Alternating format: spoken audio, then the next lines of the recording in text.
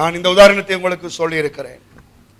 ஒரு bank manager, நல்ல அழகான கௌரவமான மனுஷன், நல்ல ஒரு கவர்ச்சியான தோற்றம், உண்மையான சம்பவம்.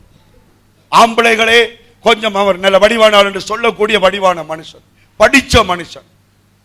இந்த அளவுக்கு அவன் என்ன செய்தான், ஒரு கிராமப்புற பொம்பளைக்கு வாழ்வு கொடுக்க வேண்டும் என்று சொல்லி ஒரு படிக்காத கிராமப்புற பொம்பளையை தெரிவு செய்து அவளை டவுனுக்குள்ள கொண்டு வந்து தன்னுடைய பேங்குக்கு கிட்டவே குடியேற்றி சந்தோஷமாக வாழ்ந்தான்.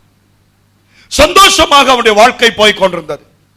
கொஞ்ச காலம் கடக்க கடக்க இந்த பொம்பளைக்கு ஒரு மனசுல ஒரு பயம், வடிவா இருக்கிறாரே, யாரோடையும் பழகிடுவாரோ, யாரும் இவரை பறிச்சிடுவாங்களோ, என்ற வாழ்க்கை சீரழிஞ்சிடுமோ என்ற ஒரு பயம் வர ஆரம்பிச்சது.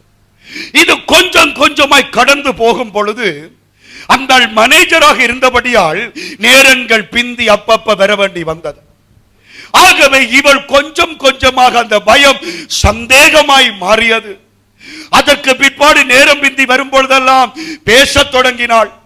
பிற்பாடு என்ன செய்து அதே பேங்க்ல வேலை செய்கிற ஒன்றும் அறியாத பொம்பளைகளை தொடுத்து பேச தொடங்கினாள். இப்படியே இவருடைய வாழ்க்கை நரகமாய் போய்விட்டது.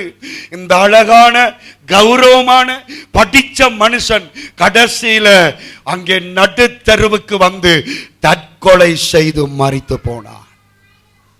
மனைவியின் டார்ச்சர் தாங்க முடியாமல் தற்கொலை செய்து மரித்து போனான். அவள் பயந்தது போலவே அவள் வாழ்க்கையை இழந்தும் போனாள்.